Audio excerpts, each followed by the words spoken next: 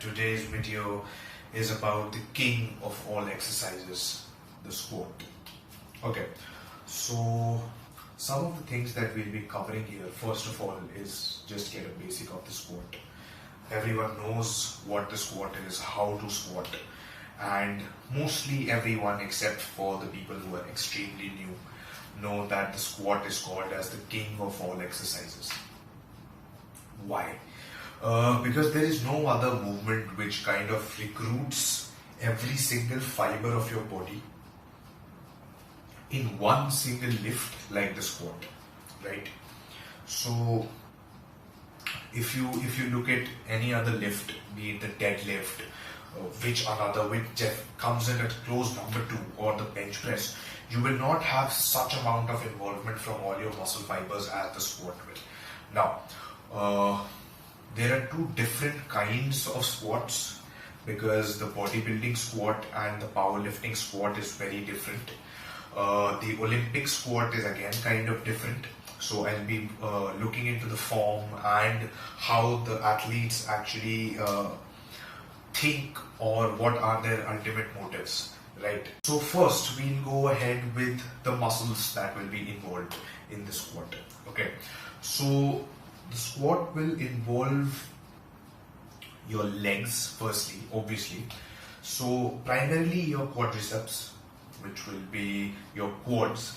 Okay, you will also be involving your hamstrings, your hips, your flexors, your calves will be taking a hit, not directly, but when you're squatting a heavy weight, your calves definitely will feel the burn.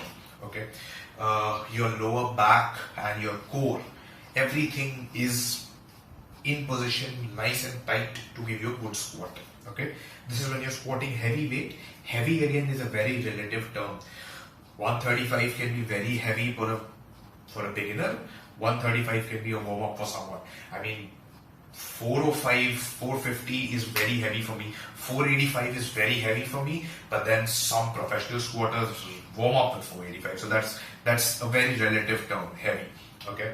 Now, so now coming to the bodybuilders squat. Now the bodybuilders do the squats obviously to gain strength, to focus on the core and stuff like that as well.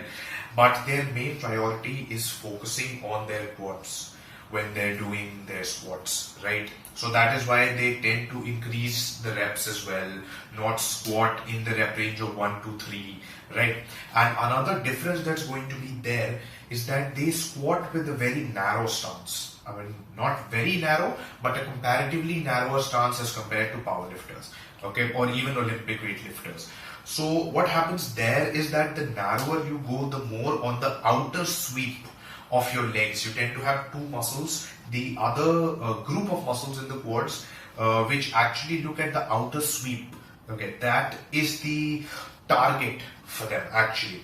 So they tend to go pretty narrow, and they are more like, I mean, the form in which they are actually squatting is more like sitting down, right? They go a lot lower. They kind of, like, you heard the term ass to grass, ATG. So they kind of squat down very low to the ground, right? So that their quads get maximum activation. Although science and a lot of studies have very contrasting views on it. Some studies say that yes, going as low as you can possibly go will give you maximum muscle activation. It will involve your glutes as well. I'm sorry, glutes is one of the muscles that is heavily involved in squats as well, right? So, and some other studies also say that yes, just below parallel is actually the ideal depth. Below that, there is, let's just say, very minimal amount of increase in the muscle activation, and your tailbone kind of gets hit. Okay, so you need to understand that it's always a give and take, right? So value, like you heard the term value for money. So right here we are actually looking for value for, let's just say, the depth you're going to. So if your tailbone is taking a hit by going, suppose, a quarter of an inch or an inch below parallel, I won't be going that depth because I don't want that kind of a tailbone hit. I don't want any kind of injury because what I'm doing is I'm squatting heavy.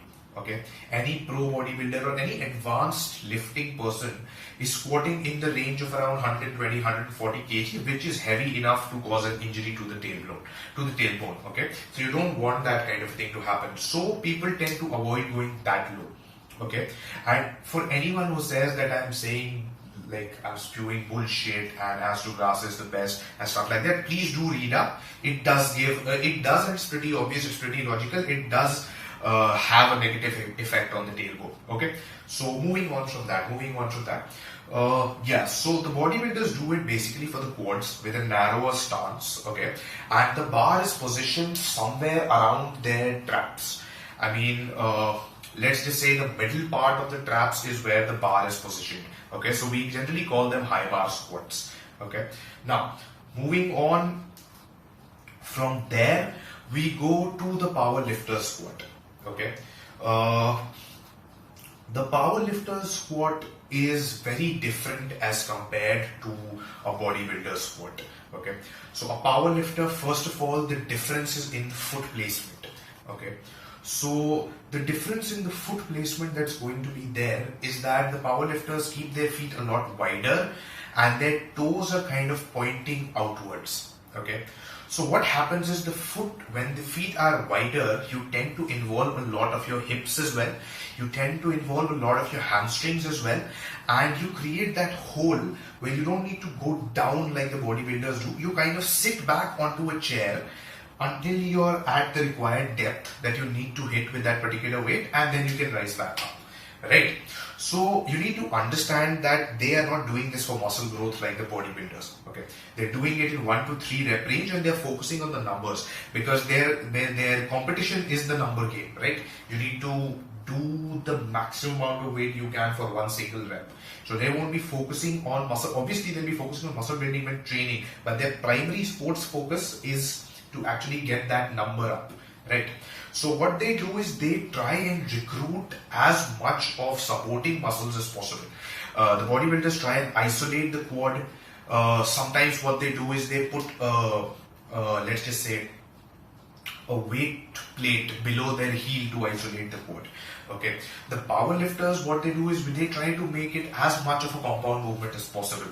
Recruit the lower back, recruit the hip flexors, all the surrounding muscles around the hip, your glutes, your hams, so that you get maximum power. It's obvious that the entire body is going to try out a particular lift. It's going to lift more weight than compared to a normal lift. There's a reason you can lift more weight when doing compounds as compared to isolation movements, because there's multiple joints that are working.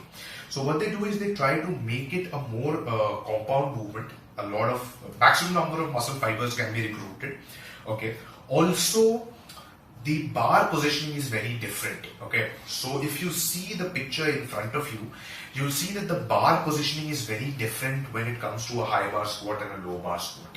Okay. Now, even the Olympic lifters high bar squat, yes, their foot placement is pretty wide as compared to the bodybuilders. Okay. Now, I'm not generalizing, is the bodybuilders, generally that's what bodybuilders do. There are very heavy lifting bodybuilders as well who lift with a wider grip. You'll see this tendency, people with a wider grip, generally when the weight increases, they generally go for a wider stance. Okay. So if in the picture in front of you, you can actually see that the bar placement for the low bar squat, that's the reason it's called a low bar squat, is below the traps. Okay, it's somewhere around where the trap originates or even lower, right? So the reason behind that being that already when you have a wide stance, the distance that you need to cover in order to get that depth is lessened. Another point which we add on is when the bar is lower, then the distance the bar has to travel also goes down. So further shortening the distance is making it easier for them, for the powerlifters to use more weight. Okay, so that is the entire point of it, the low bar squat. But the low bar squat also can be a lot more uncomfortable because you can see there is an awkward position that is there when it comes to the low bar squat. First of all, when you're keeping your weight that low, you need to have a lot of shoulder mobility in order to stabilize the weight, right? So that is one point. The other point being, your back tends to be a lot, let's just say, a lot more bent as compared to a high bar squat. You can see a nice erect back when it comes to a high bar squat, but in the low bar squat, the back is tilted towards the front. A forward tilt is there, right? So what it does is it kind of creates a movement. Okay, you've heard of the scientific term of movement, right? It creates a kind of a torque. So that will, let's just say, enable the lifter to kind of balance towards the forward, right? I mean, you need to understand that balance is a very critical factor. Now, no matter how much a coach tells you to lift or squat from your heels, okay, that's all good, but you need to understand that the center of gravity will always be acting at the center of the foot. Okay, so the more you bend forward, the more you have to actually focus on your balance, right? So that is one factor which I personally think affects me personally a lot. That is why, being a power lifter also, I high bar squat. Okay, one, I have a shoulder injury. Okay, so I don't have the mobility in my left shoulder. It starts hurting if I do low bar in order to stabilize it. Okay, and I'm not dealing with 120 kg here. I'm talking about weights in excess of 220, 225 kg, up to 275, which is my best squat. So that is something that actually I have to look into. That is why I high bar squat. Plus, after a certain point of time, this is a shout out to a friend, a fellow powerlifter, who just told me this after he hit me in the fields with this comment. After a certain point of time in this sport, it's all about comfort. Okay, I'm not saying get into your comfort zone. It's about how you feel comfortable doing a particular lift. Okay, some people actually connect with your bicep a lot more when they're going for a wide grip.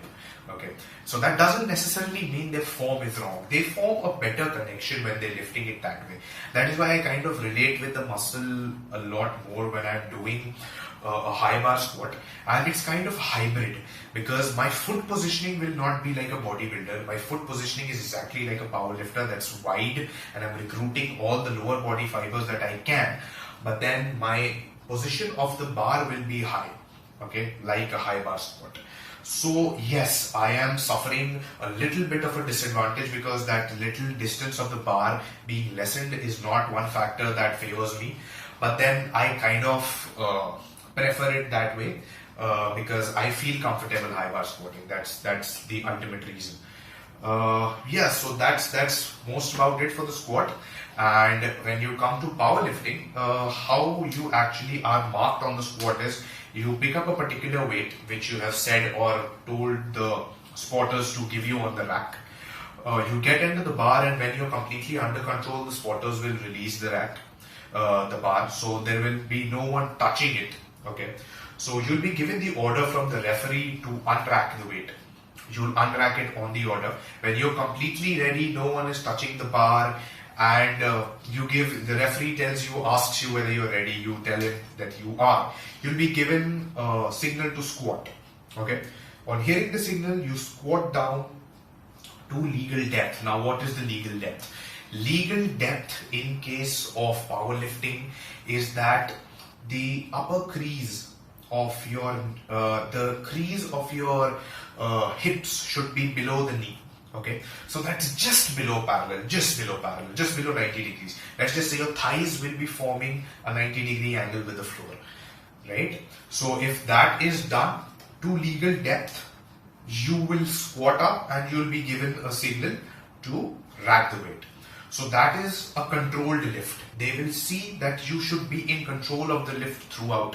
Any time in the lift, if you kind of squat down and when you're rising up, okay, when you're rising up, you tend to maybe lower down, maybe slip, maybe go off balance, it's going to be a disqualified lift. It should be a smooth movement. You go down smooth, you go up smooth. Okay. So when you're rising up, even if for one moment your feet kind of go down, okay, and then even then if you make the lift, it's going to be a red lift. By red lift, I mean a disqualified lift. Okay. You can stop on the way up. On the way when you're rising, you can stop, but the bar cannot go down. Okay. So that is the basic the rule that is there. Nobody is allowed to touch the bar during the lift. Okay, when you're in control and you're done, then the spotters will help you in racking the weight. If anyone touches the bar, it's a disqualified lift. Okay, so yeah, that's about it when it comes to powerlifting. And there have been a lot of questions about powerlifting. One major question being, why do you wear a singlet?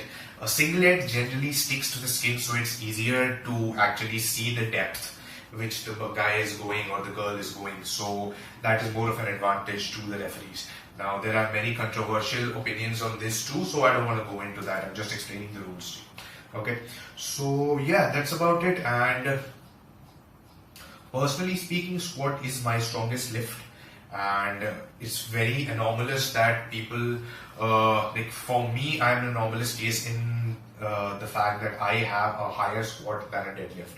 My personal best in squat in the competition I had in May was 275 kg at a body weight of 94, and my deadlift was 235 at a body weight of 94, which is a huge difference. Generally it's the other way around. My squat since my injury is around 230, 235 up to 250, but not with good form. So yeah, it's kind of anomalous, squat being my favorite out of the big three lifts.